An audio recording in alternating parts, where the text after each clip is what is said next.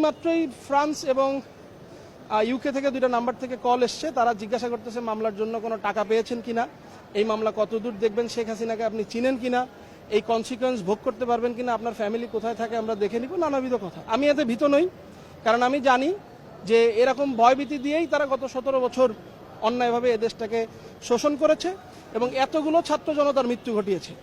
আরেকজন আমি যদি মারা যাই কিছু আসে যায় না, কিন্তু শেখ হাসিনাকে বিচারের কাঠগড়ায় আসতে হবে, এটা আমাদের কথা। আমি এখনো আইনের সহযোগিতা চাওয়ার মতো গুরুত্বপূর্ণ মনে করছি না, কারণ এটা হচ্ছে গিয়ে যে কেউ একটা ফোন নাম্বার তুলে দুটা কথা বিদেশ থেকে বলতেই পারে। আমি যদি আসলেই ফিল করি যে আমার নিরাপত্তার অভাব, আমি অবশ্যই বাংলাদেশ পুলিশের কাছে এটার জন্য সাহায্য প্রার্থনা করব। ধন্যবাদ। প্রত্যাশা তো আসলে আমরা ন্যায় বিচার চাই, সেই সাথে শুধু এই হত্যা না, আমি মানুষের কাছে আবেদন করব, যাদের আত্মীয়, যাদের বন্ধু, যাদের ভাই, যাদের বাচ্চা, যাদের বাবা, যাদের মা মারা গেছে, আপনারা প্রত্যেকে আসুন। এই শেখ হাসিনাকে ভয় পাওয়ার দিন চলে গেছে। সিনা টান করে দাঁড়ান, মামলা করেন। আমরা এই শেখ হাসিনা এবং তার রেজিমকে ন্যায় বিচারের মাধ্যমে যা তারা ঘটিয়েছে, সেই ঘটানোর যে বিচার, সেই বিচারের মুখোমুখি করতে চাই।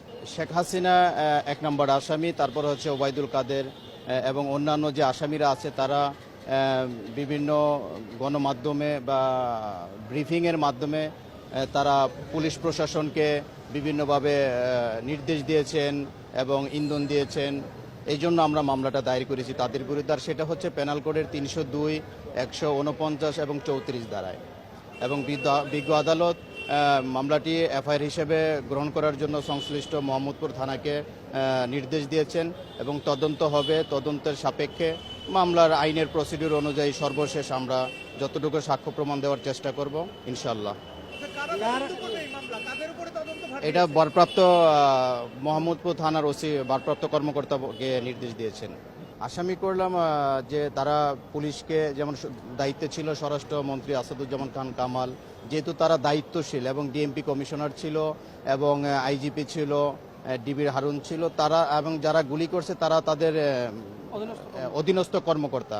যেহেতু তারা গুলি করেছে, অবশ্যই আমরা সবাই ধরে নিতে পারি তাদের নির্দেশেই তারা গুলিটা করেছে এবং তারা প্রকাশ্য আপনারা দেখেছেন এবং এই দেশের মানুষও দেখেছে তারা বিভিন্নভাবে মিডিয়াতে তারা কিভাবে নির্দেশনা দিচ্ছে এবং তাদেরকে উৎসাহ দিচ্ছে। প্রত্যাশাটা আমরা ন্যায় বিচার, আমরা ন্যায় বিচার চাই এবং ন্যায় বিচার পাবো ইনশাল্লাহ।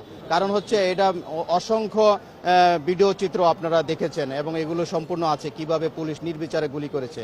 তো ইনশাল্লাহ আমরা আশাবাদী আমরা ন্যায় বিচার পাবো।